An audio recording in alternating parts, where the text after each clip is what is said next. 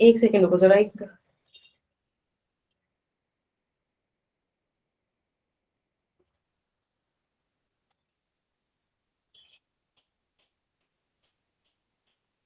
क्या क्या एक बार फिर से बताओ, क्या बोल रहे हो आप मैत्री? डेरिवेशन में क्या होता है?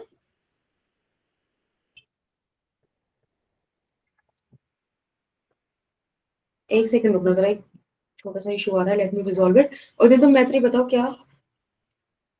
अच्छा, डेरिवेशन नहीं होता? क्यों डेरिवेशन क्यों नहीं होता? अभी तो हमने जैसे मिरर फॉर्मूला, मैग्निफिकेशन, इन सब के डेरिवेशंस करे हैं। Are you comfortable with that or not?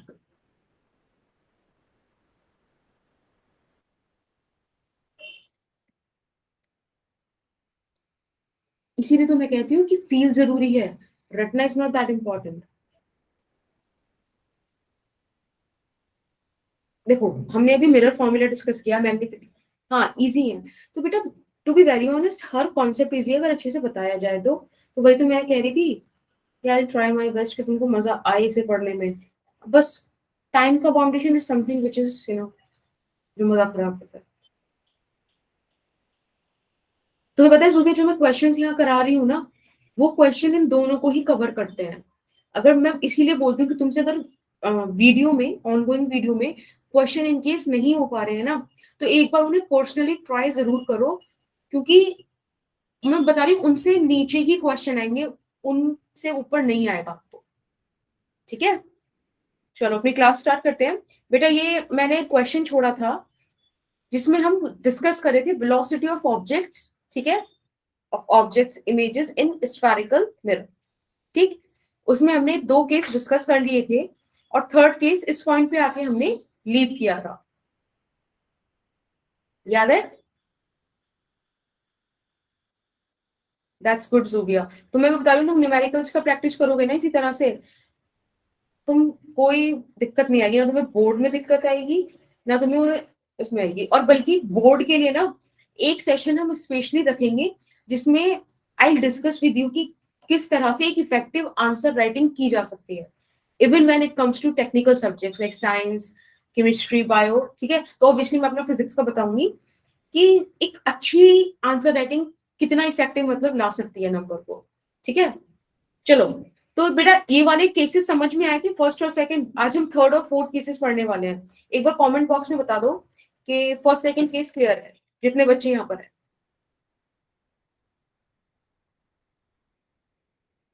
वैसे आपके माइक्रोफोन्स भी हो ना, तो आप उसका भी यूज कर सकते हो। ठीक है,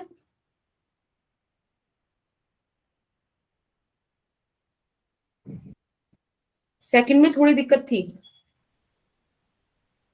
लेट मी डू दैट। देखो, सेकंड क्वेश्चन बोल, सेकंड केस था जब ऑब्जेक्ट परपेंडिकुलरली मूव करे, यानी कि सारी की सारी जो उसके पास स्पीड है वो वाई डायरेक्शन में है, एक्स डायरेक्शन में जीरो है।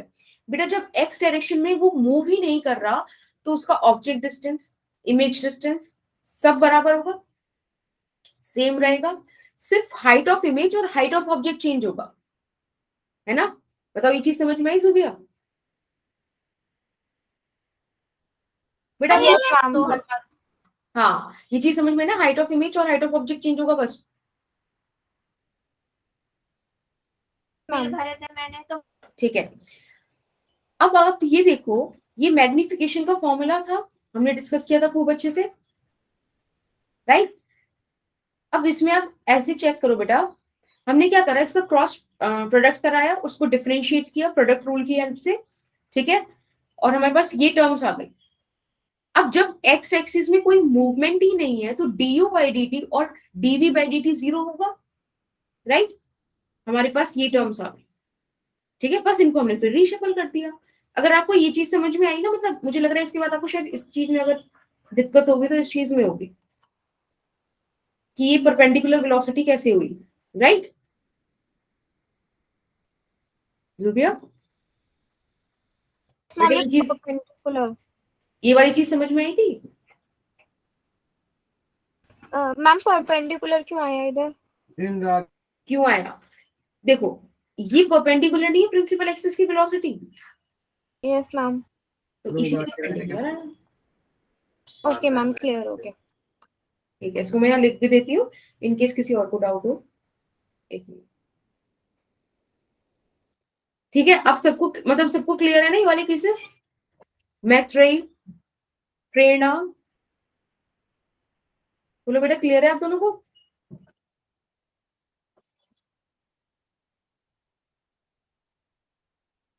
ठीक है, चलो अब हम केस थर्ड पे चलते हैं। बेटा केस थर्ड ये था जब ऑब्जेक्ट ऑब्लिकली मूव करे। ठीक है, इसको मैं यहां सॉल्व करती हूँ। तो हमने देखो, जब ऑब्जेक्ट ऑब्लिकली मूव कर रहा था तो हमने क्या करा, उसके कंपोनेंट्स ब्रेक कर दिए, क्योंकि हमें एक्स एक्सिस से डील करना आता है, हमें वाई एक्सिस से डील करना आता है। तो एक्स एक्सिस के साथ डील करके हमने सिंपली आंसर निकाल दिया, जो हमने अब तक फॉर्मूला पढ़ा था, इसमें तो किसी को कोई दिक्कत नहीं थी, राइट। लेकिन अब दिक्कत जो आती है वो आती है किसके लिए? वाई एक्सिस के लिए। अब देखो, एक बात बताओ, अभी जो हम ये सेकंड केस डिस्कस कर रहे थे बेटा, इसमें वाई एक्सिस के लिए मैंने आपको ये फॉर्मूला लाके दिखाया, राइट। पर आप अगर इस फॉर्मूले को क्वेश्चन में यूज करते हो ऑब्लिकली वाले में, तो ये गलत है। क्यों? क्योंकि जब हमने ये वाला फॉर्मूला ड्राइव किया था तो बेटा वी और यू कांस्टेंट थे। सेकंड केस के अंदर ऑब्जेक्ट सिर्फ प्रिंसिपल एक्सिस के परपेंडिकुलरली मूव कर रहा है, हॉरिजॉन्टली कोई मोशन नहीं है, राइट। लेकिन इस केस के अंदर आपने देखा कि वो हॉरिजॉन्टली भी मूव कर रहा है और वर्टिकली भी मूव कर रहा है। अब इस केस में मैं वाला नहीं कर सकता, क्योंकि यू भी चेंज हो रहा है, वी भी चेंज हो रहा है, राइट। अब देखो अब हम इस केस में क्या कर सकते हैं।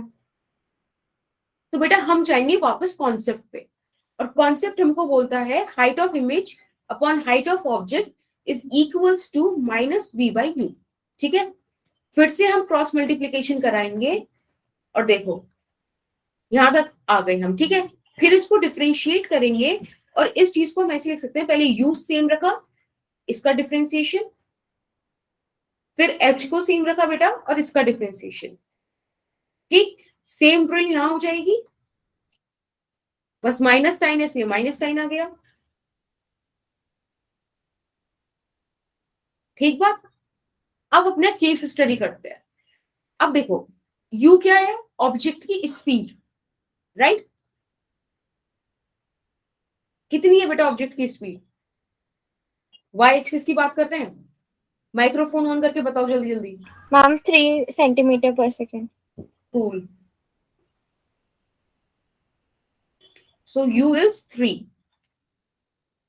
और बेटा d h i by D t, यही तो हमें चाहिए, velocity of image in Y axis, ये वही तो है, राइट। हमको ये चाहिए, यहाँ पे वाई और लिख देते हैं।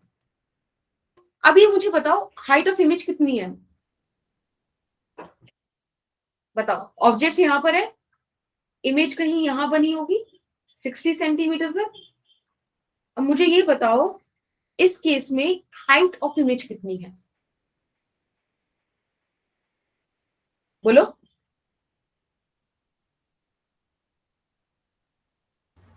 Ma'am -2 centimetre. -2 कैसे है बेटा? मैम हाइट के लिए -v/u 60/30, तो फिर -2। बेटा लेकिन फॉर्मूला तो ये है, height of image upon height of object, तो आपने हाइट ऑफ ऑब्जेक्ट कैसे क्या करा? Yes ma'am, sorry.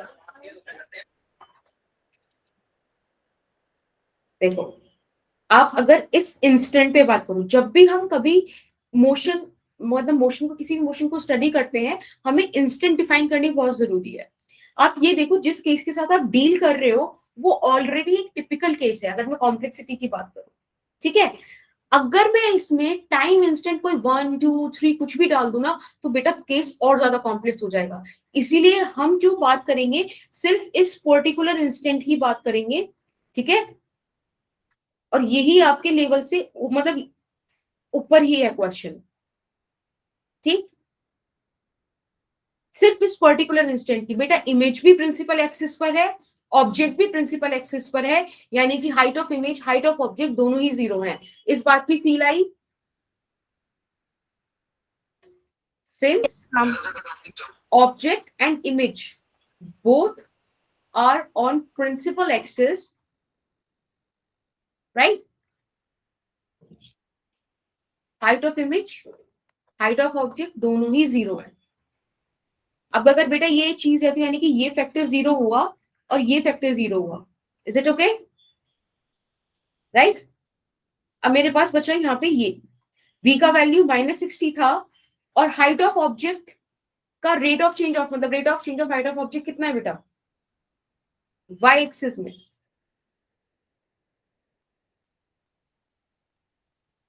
ये 30 u ऑब्जेक्ट डिस्टेंस है, यहाँ पे -30 आएगा, है ना? ये u था, गलती हो गई वो। कितना आएगा बेटा? बोलो,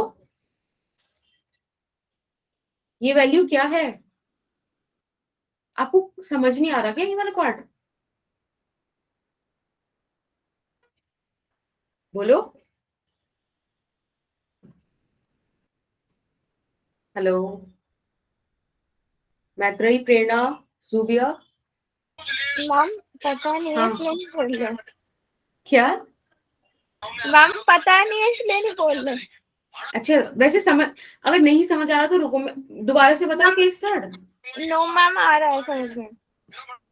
ये ऑब्जेक्ट डिस्टेंस बेटा, ये ऑब्जेक्ट की वेलोसिटी नहीं होगी वाई एक्सिस में, ये वेलोसिटी ऑफ ऑब्जेक्ट हो गया ना वाई एक्सिस में, यस मैम। Which is 3। बस अब आप यहां से वेलोसिटी ऑफ इमेज निकाल दो।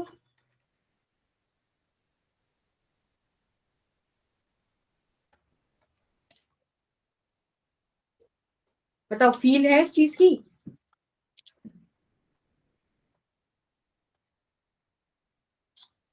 This is the final answer. अगर किसी एक बच्चे को भी कॉन्सेप्ट क्लियर नहीं है तो I can repeat, please let me no, बिना समझे आगे वाले केस पर मत जाना। अगर किसी को 1% भी डाउट है, let me know, I am here to solve it.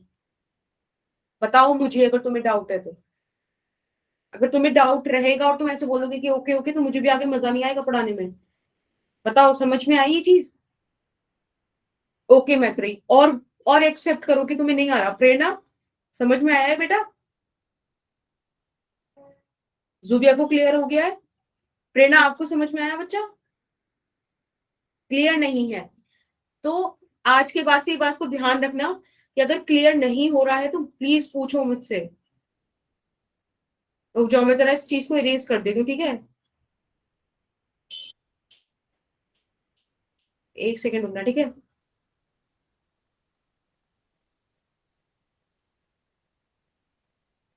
एक सेकेंड रुको बस। हाँ, शगुन कर रही हो बच्चा, अभी तो बोला तुम लोगों ने।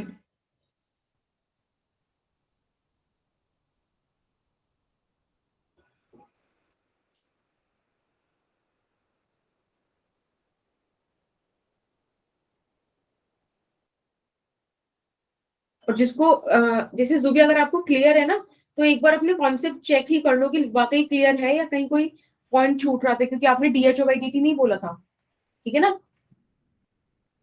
वो थोड़ा कंफ्यूज हो गई थी, अब समझ आ कोई नहीं, गया। कोई आ गया, चलो कोई नहीं। देखो, D I when by D T. Object moves eight an angle, ठीक है, दिस इज केस थर्ड। ये रहा कॉनकेव मिरर हमारा,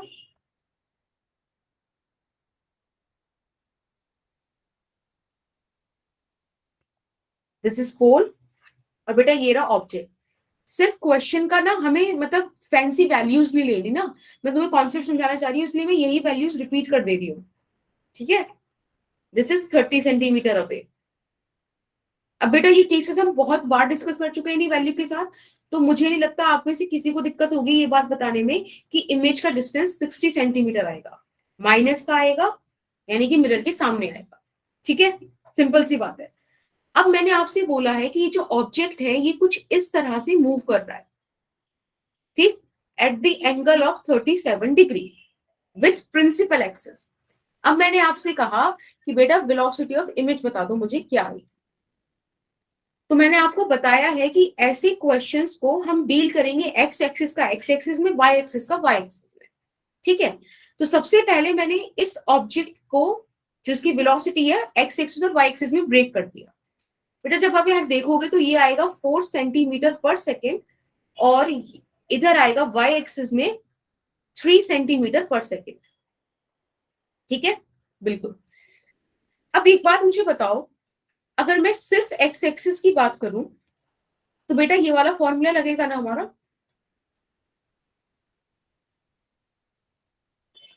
बोलो। ये तो हमने केस फर्स्ट डिस्कस करा है, क्लियर है ये हमको। अब यहाँ पे वेलोसिटी ऑफ मिरर 0 है, तो सिंपल मैं इस फॉर्मूले को इस तरह से लिख सकती हूँ, यहाँ वैल्यूज पुट कर देती हूँ, v का -60, u का -30 स्क्वायर और वेलोसिटी ऑफ ऑब्जेक्ट। अब आपको कंफ्यूजन ही नहीं होना चाहिए, हम एक्स एक्सिस की बात कर रहे हैं तो ऑब्वियसली वेलोसिटी ऑफ ऑब्जेक्ट भी एक्स एक्सिस की होगी, विच मींस 4। अगर किसी को डाउट है कि पॉजिटिव नेगेटिव, तो मैंने बताया था ट्रिक है ये, वेलोसिटी वेक्टर का अगर आपको पॉजिटिव नेगेटिव देखना है तो आप क्या करो, उसके वेक्टर की टेल पर कार्टेशियन कोऑर्डिनेट ड्रॉ करके देख लो और फिर देख लो वो पॉजिटिव साइड लाई कर रहा है कि नेगेटिव साइड लाई कर रहा है।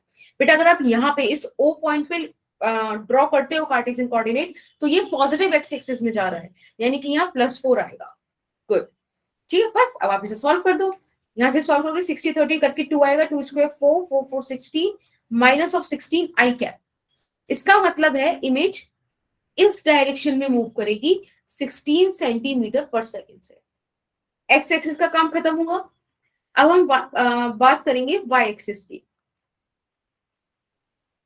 ठीक।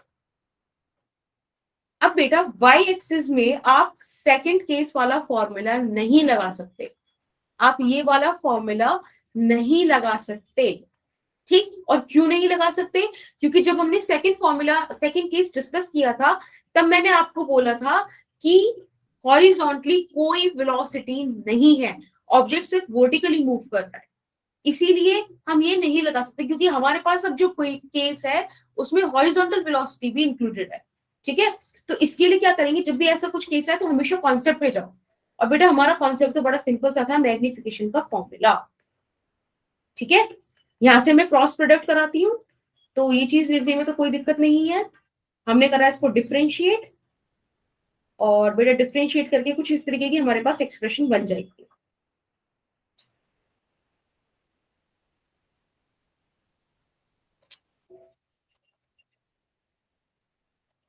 कूल,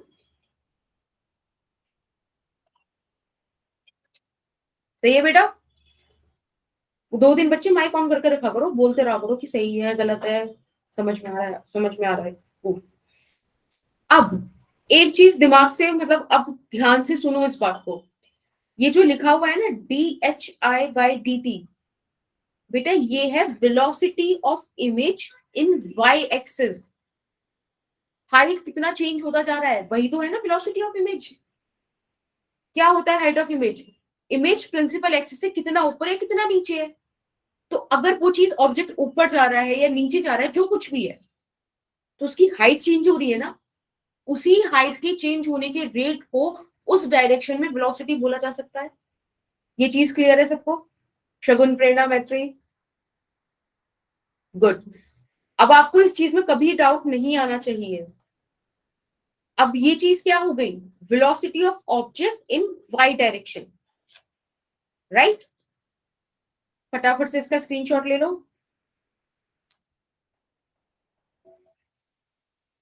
सबने ले लिया, आगे चलो, ठीक है।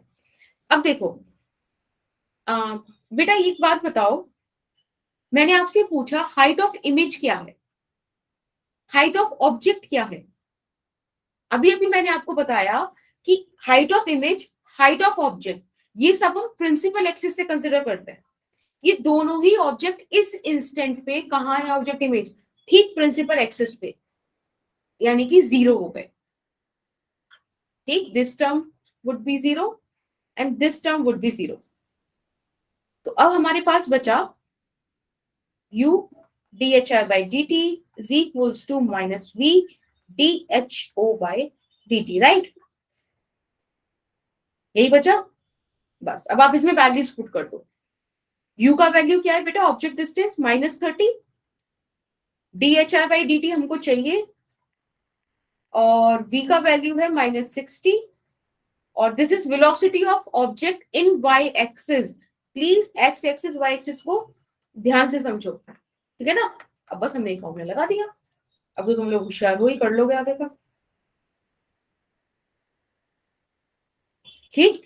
तो इन द एंड आंसर आ गया, velocity of image is equals to velocity of image in x axis plus velocity of image in y axis, and it is -16 i cap and -6 j cap, which means कि ये जो image है, इसको इधर बना देते हैं आई, और ये जो इमेज है ये कुछ इस तरह से मूव करेगी,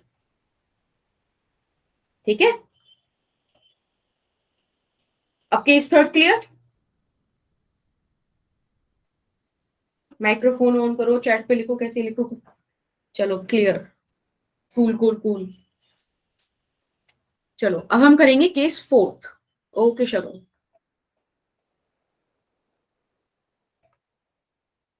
and to be very honest, case fourth थोड़ा सा डिफिकल्ट है, बट क्योंकि आपको केस थर्ड क्लियर है तो आपके लिए फिर भी थोड़ा सही रहेगा। When object moves parallel to the principal axis. देखो बेटा, अगर आप लोगों को ध्यान हो तो जो हमने फर्स्ट केस पढ़ा था वहां हमने लिखा था when object moves along the principal axis. Along का मतलब प्रिंसिपल एक्सिस पर ही मूव कर रहा है। अब मैंने बोला है कि प्रिंसिपल एक्सिस के पैरेलल है, तो उसमें क्या फर्क है? इसमें बेटा फर्क ये है कि हमारा ये जो ऑब्जेक्ट है दिस, वो एट सम हाइट मूव करेगा इस तरह से, ठीक। अब इस कॉन्सेप्ट को हम एक क्वेश्चन के थ्रू समझते हैं और फिर हमारा मिरर कंप्लीट होगा, रिफ्लेक्शन कंप्लीट होगा basically. Again for the ease of values, just मुझे सिर्फ आपको कॉन्सेप्ट बताना है, मैं ये सब चीजें फिक्स ही ले लेती हूँ, ठीक है। 30 सेंटीमीटर, ये हाइट जो है ऑब्जेक्ट की बेटा ये हो गई 2 सेंटीमीटर, ये मूव कर रहा 2 सेंटीमीटर पर सेकेंड से, और इमेज कहीं यहां बनेगी, सबको पता है, मतलब इमेज कहीं यहां होगी, बेसिकली 60 सेंटीमीटर दूर। That's the concept. इतना तो क्लियर है, इसमें तो कोई दिक्कत नहीं, ओके ओके, लेट्स स्टार्ट। अब अगेन कॉन्सेप्ट सिमिलर है, एक्स एक्सिस और वाई एक्सिस में स्टडी करेंगे। बात करते हैं एक्स एक्सिस की। अब एक्स एक्सिस में बेटा ये फॉर्मूला तो आप हर जगह लगाओ ही, क्योंकि बिल्कुल एक जर्नल है, ठीक है, इसमें कोई दिक्कत नहीं है। मेरा रेस्ट पे है, तो डायरेक्ट हम velocity of image in x axis निकाल सकते हैं, दिस थिंग, ठीक है।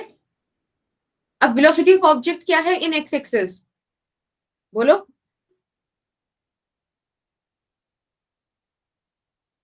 टू, गुड, और पॉजिटिव है। अब आपको वेलोसिटी ऑफ ऑब्जेक्ट निकालनी आती है, मैं बार बार नहीं बोलूंगी उस चीज को कि कैसे पॉजिटिव नेगेटिव हम निकाल सकते हैं, राइट।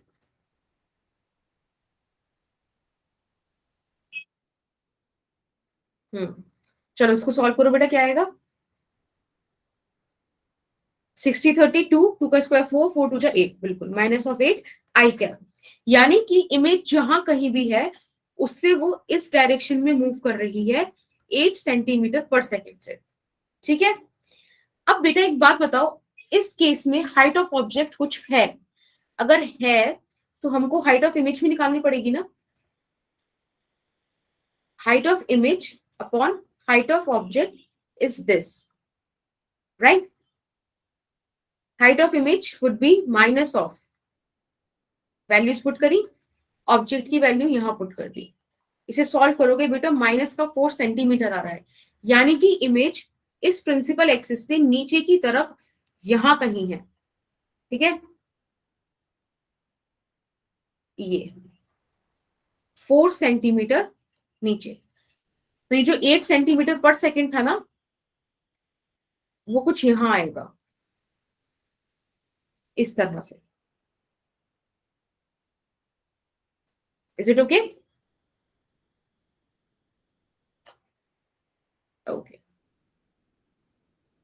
चलो अब हमें बस क्या निकालना है? वाई एक्सिस निकालना है। ओके प्रिया, अब हमको वाई एक्सिस पे निकालना है, ठीक है? हो, निकालो वाई एक्सिस पे, कैसे निकालोगे? Any idea? बोलो, वापस इसी फॉर्मूले पे आ जाए।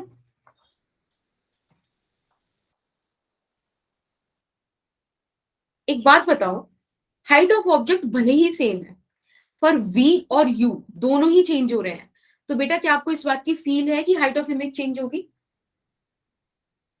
u और v दोनों ही चेंज हो रहे हैं, भले ही हाइट ऑफ ऑब्जेक्ट कांस्टेंट हो, but height of image change होगी कि नहीं होगी?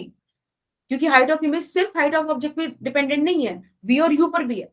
गुड गुड, चलो फील है बस। तो एक मिनट, वही क्रॉस मल्टीप्लाई कराओ, सेम ड्रिल करो मेरे साथ में।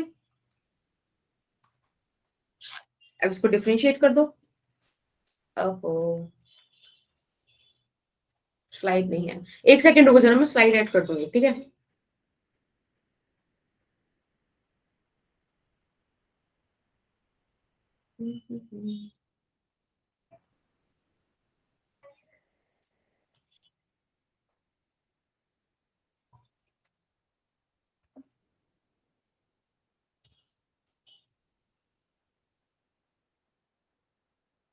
ठीक है, तो हमने वाला टर्म लिख लिया कि क्या लिखा था, यू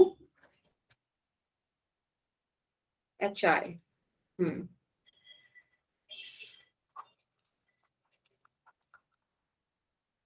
हाँ, minus of B H O. बस अब इसे हमें डिफ्रेंशिएट करना है, ठीक है? तो u को हमने ऐसे ही रखा, पहले h को डिफरेंशिएट कर दिया, फिर हम h को ऐसे ही रखेंगे और u को डिफरेंशिएट कर देंगे, ठीक है? सिमिलरली हमने यहां किया।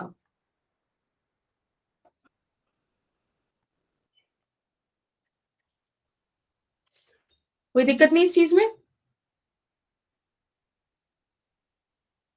अब मुझे एक बात बताओ, ऑब्जेक्ट डिस्टेंस कितना है? -30। D h i by D t हमको चाहिए, velocity of image in y direction. Height of image कितनी है? इस बार चीजें कैंसिल नहीं होंगी, क्योंकि इस बार हाइट ऑफ इमेज -4 है, right? Good. D U by D T क्या है? ये है velocity of object in x axis, right? D U by D T तो वही है। अब बेटा ऑब्जेक्ट की कितना है, 2 सेंटीमीटर पर सेकेंड, यूनिट हटा देते हैं, 2, राइट? अब इधर आ जाओ, v कितना है, -60। हाइट ऑफ ऑब्जेक्ट, डी देखो, D H O by D T कितना है, मुझे ये बता दो कोई फटाफट से। D H O by D T कितना है, जल्दी बताओ सब। जूबिया, शगुन, प्रेरणा, प्रिया, मैत्रेयी, सब बताओ। मैत्रेयी का आया, D H O by D T. पहली बात तो हाँ मैत्रेयी 2। सबका 2 आ रहा है, यस। ये स्लो लिखो, और तुम सबका गलत है।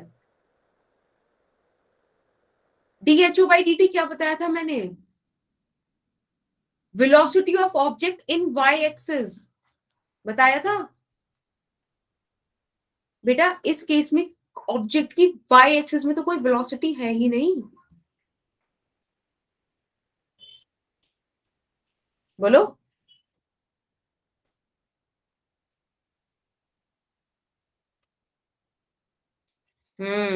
आया समझ में, जीरो क्यों हुआ यहाँ पे? वाई एक्सिस में तो ऑब्जेक्ट मूव ही नहीं कर रहा, वाई एक्सिस में ऑब्जेक्ट मूव ही नहीं कर रहा।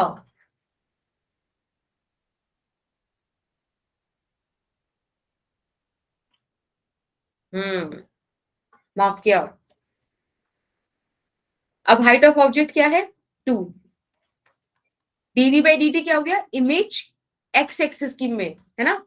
कितने वेलोसिटी से इमेज मूव कर रही है, अभी आप ही ने निकाला, 8 सेंटीमीटर से। रख दो, बस अब सॉल्व करो उसको।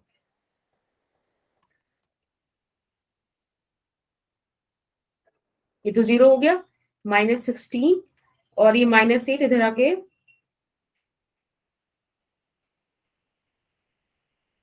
क्या हो जाएगा, प्लस का हो जाएगा।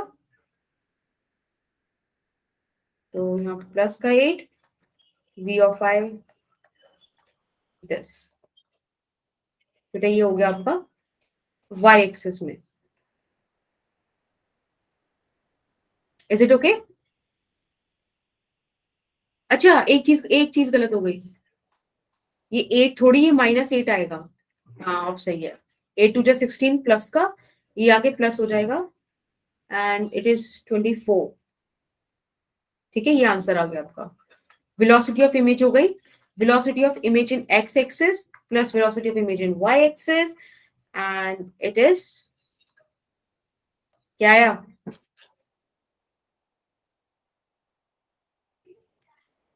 -8 i कैप और +4/5 j cap.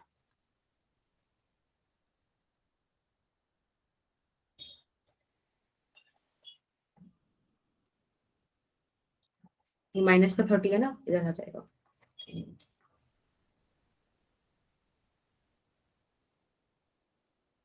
4/5। Clear? I know question थोड़ा टिपिकल है, हो सकता है कि अभी एक बारी में नहीं आया हो। ओके अहमद, स्क्रीनशॉट ले लो आप, ठीक है। आई इंसिस्ट ये दोनों केसेस दोबारा करोगे, ठीक। अब फटाफट से बेटा रिफ्रैक्शन खींच देते हैं। रिफ्रैक्शन मैंने आपको पढ़ने बोला था, जो भी आप पढ़कर आए हो वेरी गुड, एक बार साथ में डिस्कस कर लेते हैं और अच्छे से कर लेते हैं, ठीक है, ताकि कल जब हम इसके कॉन्सेप्ट्स लेके जाएं अलग लेवल पे तो आप लोगों को समझ में आए, कोई बेसिक क्लियर होना चाहिए, ठीक है। देखो, रिफ्रैक्शन ऑफ लाइट, मैंने आपको बताया था जब भी किसी सरफेस में लाइट इंसिडेंट करती है तो उसमें 3 काम होते हैं, या तो लाइट उसी मीडियम में वापस चली जाएगी, या लाइट दूसरे मीडियम में एंटर कर जाएगी, या लाइट सरफेस पे एब्जॉर्ब हो जाएगी। रिफ्लेक्शन हम पढ़ चुके, अब से पहली जो स्लाइड थी वो रिफ्लेक्शन की आखिरी स्लाइड थी। आज हम पढ़ेंगे क्या हो अगर लाइट दूसरे मीडियम में एंटर कर जाए। तो कुछ नहीं होगा, लाइट कर जाएगी बेंड, बेंडिंग ऑफ लाइट रे when it enters from one medium to another, right? That is refraction.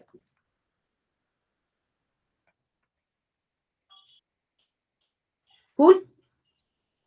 Bending of light rays when it light ray when it enters from one medium to another, that is refraction. ठीक है, अब एक बात बताओ, ये ऐसा क्यों हुआ, बेंडिंग क्यों हुई, कॉज क्या है इस प्रोसेस का? तो कॉज है change in speed of light. Light का स्पीड चेंज हो जाता है जब वो मीडियम चेंज करती है, ठीक है। अब स्पीड क्या है, डिस्टेंस कवर्ड इन 1 सेकेंड, ठीक, डिस्टेंस चेंज, इसलिए बेंडिंग हमें देखने मिलती है। अब कुछ मीडियम क्या होते हैं, ज्यादा बेंड करते हैं, कुछ कम बेंड करते हैं, ठीक है। कुछ में लाइट का स्पीड तेज होता है, कुछ में कम होता है। यानी कि लाइट का कोई एक प्रॉपर्टी है which is speed of light obviously, उसके बेसिस पे मीडियम 2 टाइप में हमारे पास होते हैं। एक होता है ऑप्टिकली रेयरर मीडियम, ठीक, और एक होता है ऑप्टिकली डेंसर मीडियम, बिल्कुल। लेकिन बेटा ये दोनों ही चीज कैसी हैं, कंपैरेटिव है। जब भी हम किसी मीडियम को रेयर या डेंसर बोलेंगे तो वो किसी ना किसी दूसरे मीडियम के रिस्पेक्ट में बोलेंगे। आप खाली किसी एक मीडियम को एब्सोल्युटली ये नहीं बोल सकते कि ये रेयर है कि ये डेंसर है। एक मीडियम जो किसी और मीडियम के साथ रेयर है, वही मीडियम किसी तीसरे मीडियम के साथ डेंसर भी हो सकता है। Are you getting my point? If let's say there is a boy A, there is a girl B and there is another girl C, ठीक है। अगर मैं इनकी हाइट्स कंपेयर करूं तो हो सकता है ए और बी में बी टॉलर हो, ठीक है ना, लेकिन जब मैं बी और सी को कंपेयर करूं तो हो सकता है कि बी स्मॉलर हो। समझ रहे हो? तो एक ही चीज डेंसर भी हो सकता है, रेयर भी हो सकता है, दैट इज व्हाट यस, बिल्कुल रिलेटिव टर्म है वो, जुबिया ने सही बोला, ठीक है। तो ये हम मीडियम्स के बेसिस में करेंगे। फॉर एन एग्जाम्पल, एयर या वैक्यूम में बेटा स्पीड की लाइट कितनी होती है? 3.8 into 10 के पावर 8 मीटर पर सेकेंड। हाँ, तो ऑन एन अप्रोक्सीमेटली हम ये पूछ रहे हैं 3 into 10 की पावर 8 मीटर पर सेकेंड। बेटा वाटर में होती है लगभग लगभग 2.25 into 10 की पावर 8 मीटर पर सेकेंड, ठीक है। और लेट्स से ग्लास की 2 into 10 की पावर 8, ठीक है। ये बहुत ही रफ डाटा है, मैंने नेट वगैरह पे चेक नहीं किया है, बस एक कॉन्सेप्ट समझाना है तो मैंने बता दिया आपको। ऑब्वियसली ये तो सही है ही, बाकी दो में मैं क्लियर नहीं हूँ, ठीक है ना। बस मैंने एक चीज बतानी है, वो मैंने बता अगर मैं ये एयर और वाटर लू तो एयर क्या है? रेयरर, वाटर है डेंसर, राइट। वही मैं अगर एक सेकेंड, अगर मैं वाटर और ग्लास ले लूं तो बेटा वाटर हो जाएगा रेयरर और ग्लास हो जाएगा denser. Is it okay? Right, मेरी बात समझ में आती है? ठीक है, अब सोचो, एक मिनट, बस एक सीधी लाइन खिंच जाए, जो कि नहीं खिंचेगी।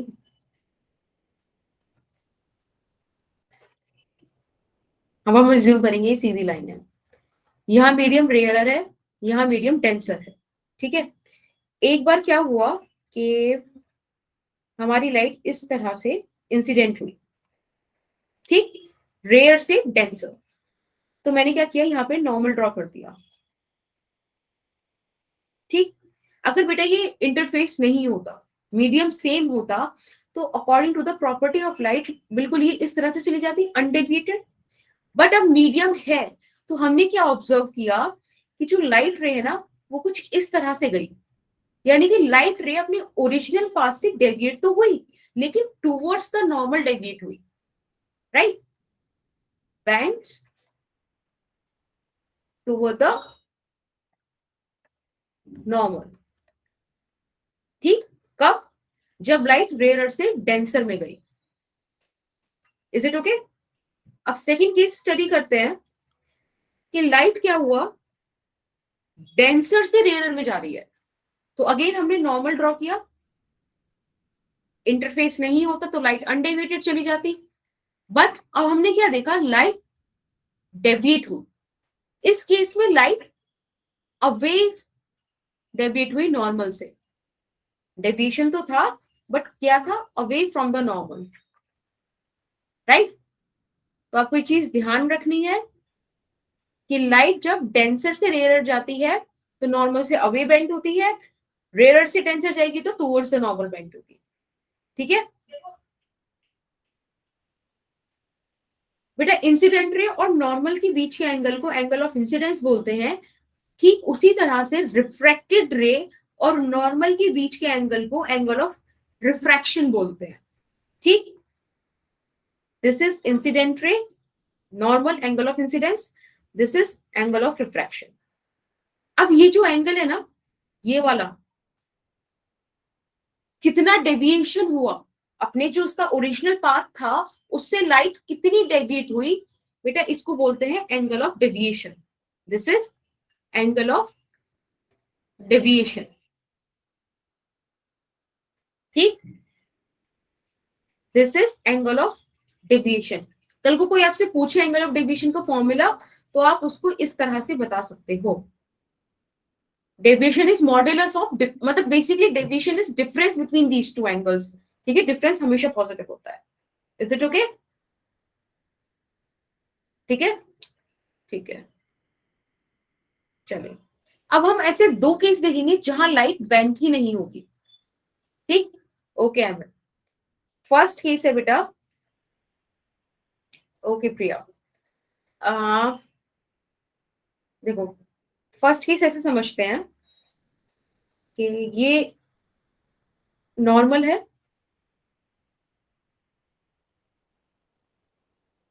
राइट।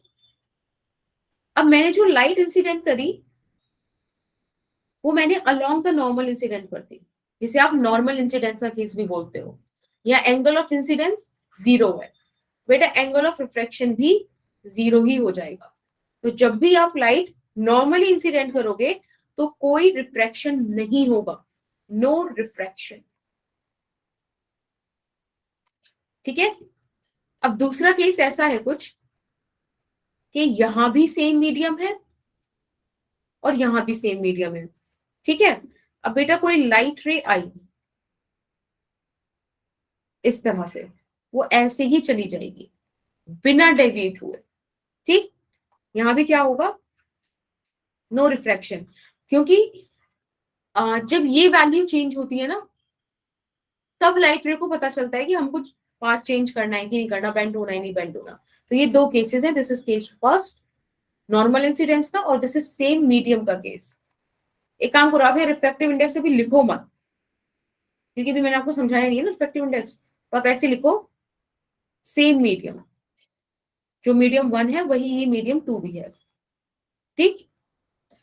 तो सेम मीडियम का केस ये हो गया। ठीक है।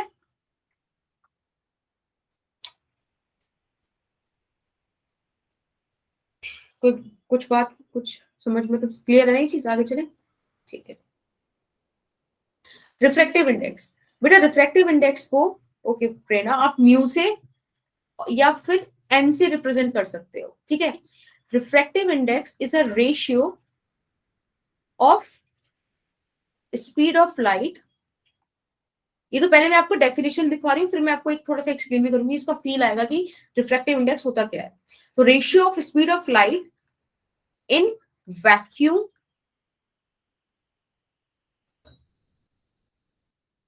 To the speed of light in medium. ठीक है।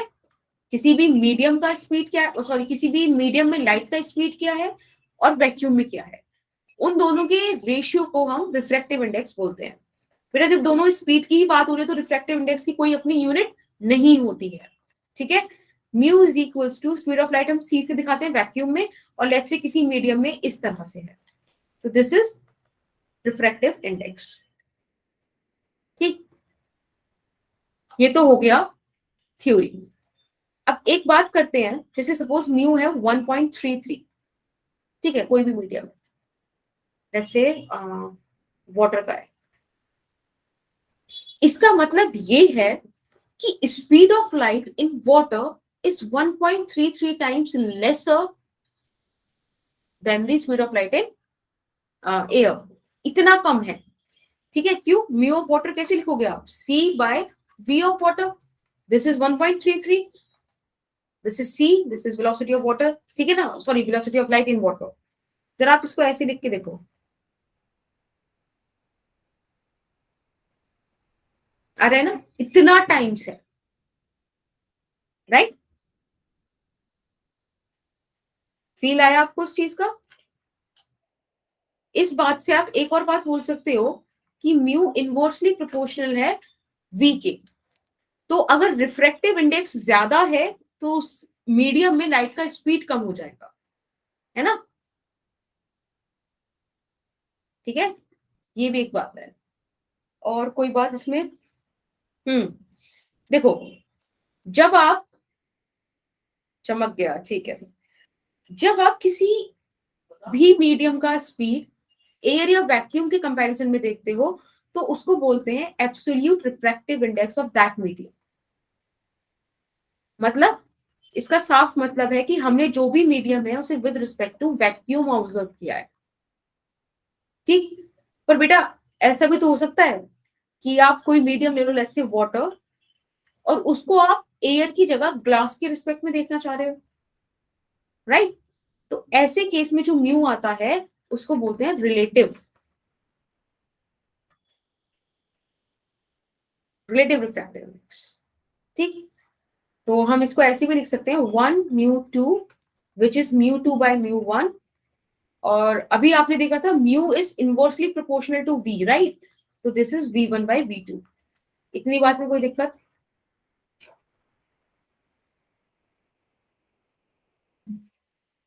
बोलो।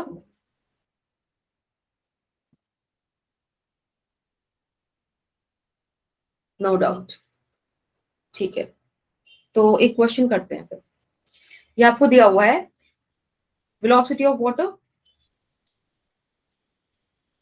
Right? This is velocity of glass, और आपको ये चीजें निकालनी है। जल्दी से बताओ।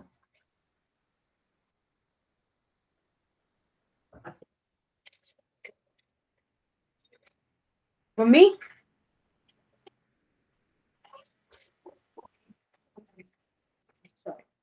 या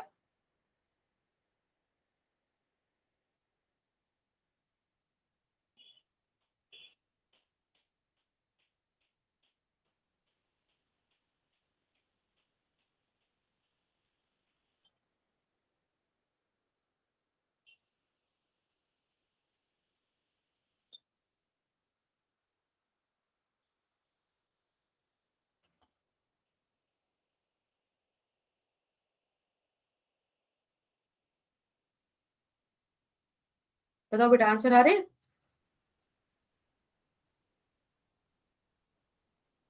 इससे आपने अभी तक जो पढ़ा है ना इस न्यूमेरिकल से, वो सब आपको मतलब क्लियर हो जाएगा, समझ में आ जाएगा कि कैसे डील करना है।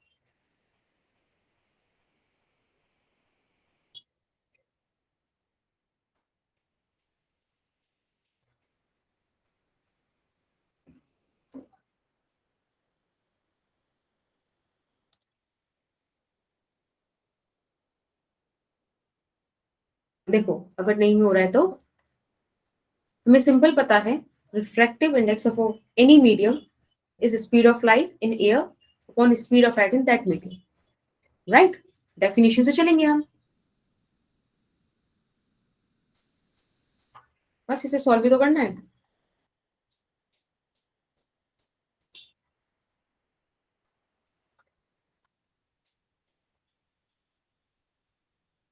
बोलो, होगा यही?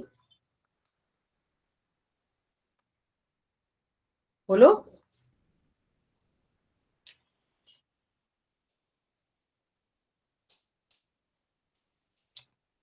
हम्म, ठीक है, ठीक है। बस हमें डेफिनेशन से जाना है, इसको हम पढ़ेंगे कैसे? Refractive index of glass with respect to water, right Priya? This is 1.33। इसको कैसे पढ़ेंगे? मैं यहाँ पे देखो लिख के दिखा देती हूँ, आप लोग ध्यान रखना। Refractive index of glass with respect to refractive index of water, right? इस तरह से पढ़ेंगे बेटा। सेकंड का आंसर क्या आ रहा है? 1.5। वेरी गुड प्रिया। प्रिया के अलावा और नहीं कर रहा कोई? मैत्री, जूबिया, शगुन, प्रेरणा, अहमद?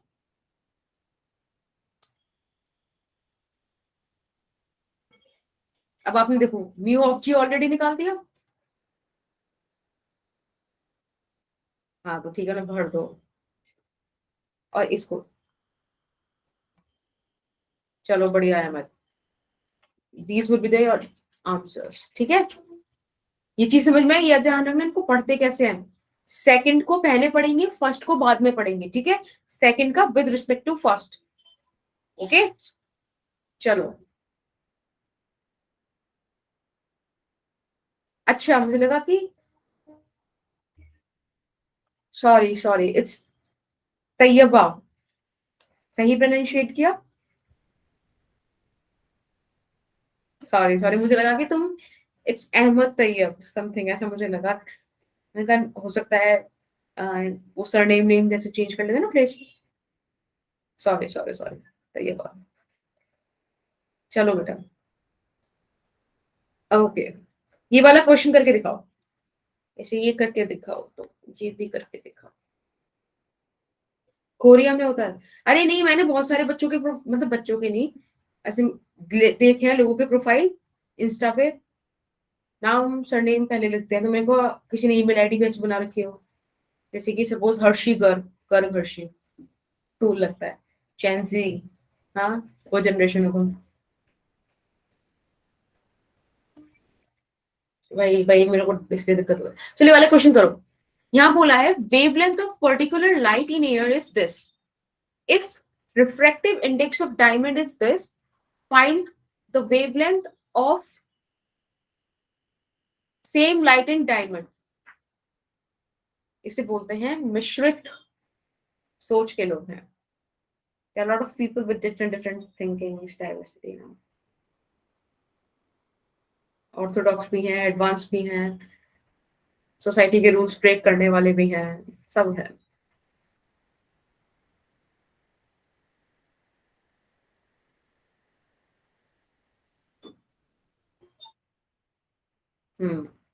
बताइए वाला क्वेश्चन पे आते हैं. समाज को हम बाद में डिस्कस करेंगे.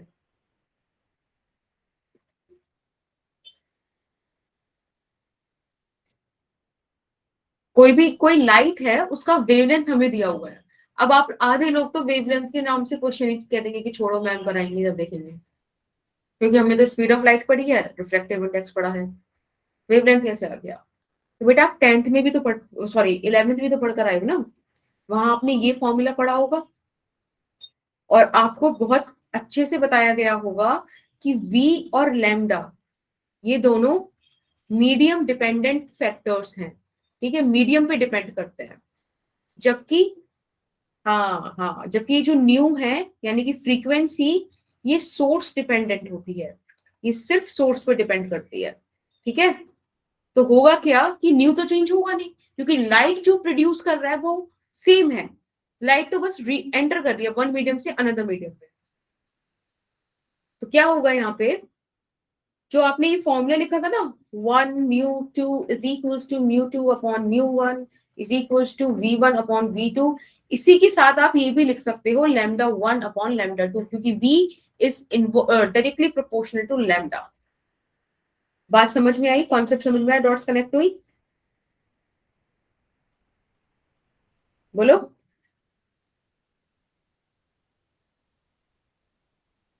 ओके प्रेरणा, ठीक है.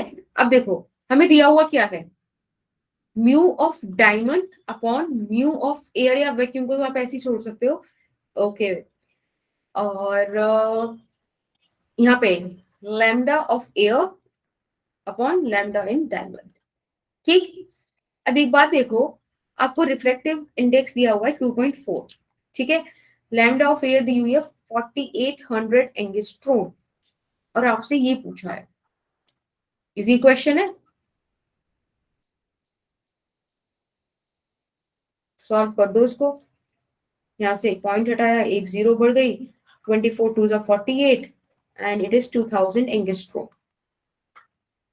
ठीक है, डायमंड में ये है. कूल, ठीक है. Yes ma'am. अब हमारे पास 1 मिनट है, फटाफट से हम इस 1 मिनट को करते हैं use. Laws of refraction we have 2 laws. पहला लॉ तो बिल्कुल सेम सा है कि incident ray, refracted ray and normal all lie in the same plane. ठीक है, एक ही प्लेन में लाई करते हैं at point of incidence, at point of incidence. सबको क्लियर है? ये इस बार रिफ्रैक्टेड रे है, बस एक यही चेंज है. ठीक, अब बेटा जो सेकंड लॉ है वो hit and trial kind of law है. हिट एंड ट्रायल क्या, अब लोगों ने कहा कि रिफ्लेक्शन के अंदर हमारे पास एंगल ऑफ इंसिडेंस और एंगल ऑफ रिफ्लेक्शन के बीच कोई रिलेशन था, ये रिलेशन था, है ना. तो लोगों ने कोशिश की और ऐसा मतलब ऐसा दिमाग में उनके था कि अगर रिफ्रैक्शन में भी ऐसा कुछ हो जाए तो अच्छा रहेगा, कि अगर ये मीडियम है, यहाँ पे लाइट इस तरह से आ रही है, this is I, this is R, तो हो कुछ ऐसी चीज जो इन दोनों में भी कॉमन हो. तो करते करते करते करते हिट एंड ट्रायल, बार बार करा एंड व्हाट दे फाउंड कि sine of angle of incidence upon sine of angle of R, this is constant. But ध्यान रखना एक बात, this is constant for a given pair of media, यानी कि आप मीडियम चेंज नहीं करोगे. ठीक है, जो मीडियम में आप स्टडी कर रहे हो उन्हीं मीडियम्स में अगर आप देखते जाओ, जैसे एक तो आपने इस केस में निकाल लिया, दूसरे के लिए आपने कुछ और चेंज कर दिया, ऐसे नहीं, इसी केस में किसी और एंगल पे आप इंसिडेंट करा लो. ठीक है, फिर किसी और एंगल पे आप इंसिडेंट करा लो. ठीक है ना. क्या बेटा, क्या पूछ रहे हो प्रिया?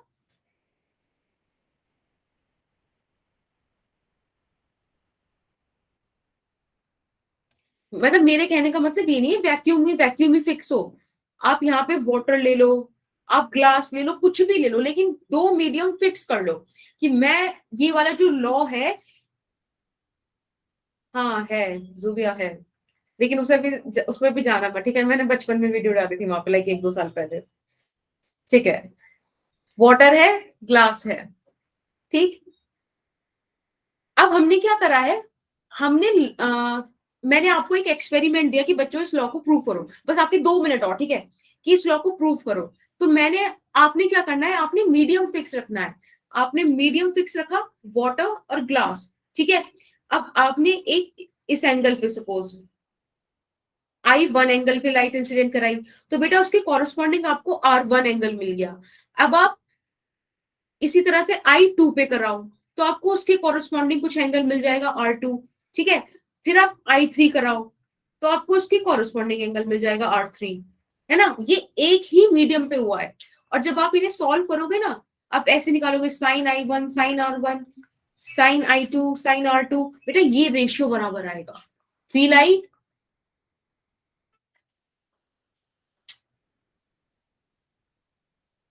ठीक है, बस ये है स्नेल्स लॉ। इसके बाद आप जो भी पढ़ते हो ना, मतलब रिफ्रैक्टिव इंडेक्स का एनरोलमेंट है, किसी और चीज का इन्वॉल्वमेंट, वो सब बात की बात है, ये इंपॉर्टेंट है, ठीक है। वो हम अभी कल की क्लास में डिस्कस करते हैं। तो आज हमारा ये कंप्लीट होता है, लॉज ऑफ रिफ्रैक्शन। कल से स्टडी करेंगे रिफ्रैक्शन की एप्लीकेशन, वो बड़े मजेदार है। हाँ प्रिया, ये जो पीडीएफ का लिंक है ना बेटा, वो एक्चुअली इशू ये आ रहा है, मैं इसे बंद कर देती हूँ। इशू ये है कि मेरा ना अभी सिम नहीं आया है, और जब तक सिम नहीं आएगा तो बेटा मैं आपके क्लास ग्रुप्स में ना ऐड नहीं हो पाऊंगी, ठीक है। इस वजह से आपको मिल नहीं पाता है अभी। जो भी मतलब मेरे को डीपी व्यू शेयर करनी थी वो भी रह रही है, 2-3 चीजें रह रही हैं, वो इसी वजह से नहीं हो पा रही। मेरा सिम नहीं है तो मैं एडिट नहीं हूँ। एक बार सिम आ जाएगा तो मैं आपको शुरू से एंड तक की सारी नोट्स भेज दूंगी, ठीक है? Don't worry about that. किसी को और कोई इशू कुछ पूछना है, कोई problem? Otherwise you can leave, मेरी तरफ से क्लास एंड हो गई है, ठीक है। अगर किसी को कुछ पूछना है तो मैं यहाँ पर हूँ, आप पूछ सकते हो। क्लास वरना ओवर हो गई है।